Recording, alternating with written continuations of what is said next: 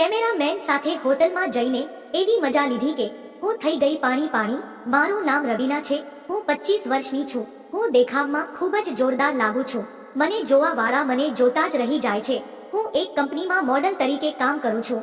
આજે મને મારી પર ખરેખર ગર્વ થાય છે, કારણ કે મારા શરીરને દેખાવને કારણે હું રૂપિયા કમાઉં છું. અને ઘણા બધા લોકો એવું પણ કહેતા હોય છે કે મારે ઘણા બધા બોયફ્રેન્ડ હશે અને હું તેમની સાથે મજા કરતી હશે. પણ સાચી વાત તો એ છે કે હજી સુધી મારે કોઈ બોયફ્રેન્ડ નથી. મારી પણ કેટલીક ઈચ્છાઓ છે જે હું કોઈ મારી ઉંમરના વ્યક્તિ સાથે મજા કરી લઉં, પણ મારા કામની લીધે હું ફ્રી નથી થતી, જેને કારણે હું કાંઈ પણ કરી નથી શકતી. મારે એક શૂટિંગ કરવાનું હતું, જેને કારણે તેની માટે મારે બીજા શહેરમાં જવાનું થયું. જે શૂટિંગની ટીમ હંમેશા મારી સાથે રહેતી, તે ટીમ ત્યાં આવવાની ન હતી. તેની જગ્યાએ બીજી કોઈ ટીમ હતી. બીજા દિવસથી મારું શૂટ ચાલુ થયું. થોડાક ફોટો શૂટ કર્યા બાદ ત્યાં એક વ્યક્તિ આવ્યો. તે પોતે ટીમનો મેમ્બર હતો અને કેમેરામેન તરીકે કામ કરતો હતો. તેણે મારા હાલ ચાલ પૂછ્યા અને મારી સાથે સેલ્ફી લેવાની ઈચ્છા પણ વ્યક્ત કરી. તે મારી ટીમનો મેમ્બર હતો એટલે હું ના પાડી ન શકું. મેં વિચારીને તેને હા પાડી. થોડીવાર તેની સાથે વાતચીત બાદ મને અનુભવ થયો કે મને તેની સાથે રહેવાનું અને વાત કરવાનું ગમે છે. ત્યારબાદ મેં તેને સાંજે ડિનર ઉપર આવવાનું આમંત્રણ આપ્યું. મારા કહેવાની સાથે જ પહેલા તે હસવા લાગ્યો અને મને કહેવા લાગ્યો કે મેડમ, તમે મજાક કરો છો. પણ મેં તેમને સમજાવ્યું અને કહ્યું કે તારો સ્વભાવ મને ખરેખર પસંદ આવ્યો છે, જેથી જો સાંજે તું ફ્રી હોય તો આપણે ડિનર ઉપર જઈએ. પછી તે તૈયાર થઈ ગયો.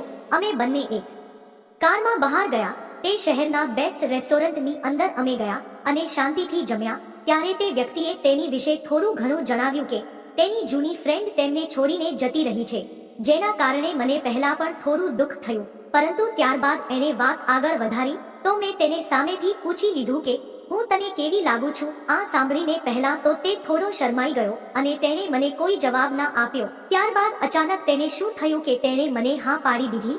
મને ત્યારે ખૂબ જ ગમ્યું. આટલા સમયથી હું જે એકલી મજા લેતી હતી, તેની જગ્યા પર હવે મારા પર દિવસો આવ્યા હતા કે હું ખૂબ જ મજા અને આનંદ લઈ શકું. પછી તેણે મને કહ્યું કે હવે અત્યારે આપણે ક્યાં જઈશું, અને વધારામાં કહ્યું કે શું હું હોટેલ રૂમ બુક કરી નાખું. તેની માટે પણ સારો દિવસ હતો, કારણ કે તેને મારી જેવી મોડલ સાથે આનંદ કરવાનો મોકો મળવાનો હતો. થોડીક ક્ષણો બાદ અમે બંને હોટેલ રૂમમાં ગયા અને ત્યારબાદ તો અમે બંને ભારે મજા કરીએ. ખરેખર તે દિવસ મારી જિંદગીનો સૌથી સારો દિવસ હતો. હું તો ત્યાં માત્ર એક ફોટો શૂટમાં આવી હતી, પરંતુ મને મારી અંગત ઈચ્છાઓ અને આનંદ પૂર્ણ કરવા વાળો કેમેરામેન અહીં મળી ગયો હતો, જેના મેં સપના જોયા હતા. મિત્રો, વિડીયો પસંદ આવ્યો હોય તો વિડીયોને લાઈક કરી અને ચેનલને સબસ્ક્રાઇબ જરૂર કરશો. ફરી મળીશું આવી નવી લવ સ્ટોરીમાં. ત્યાં સુધી આવજો. વિડીયો પૂરો જોવા બદલ તમારો ખૂબ ખૂબ ધન્યવાદ.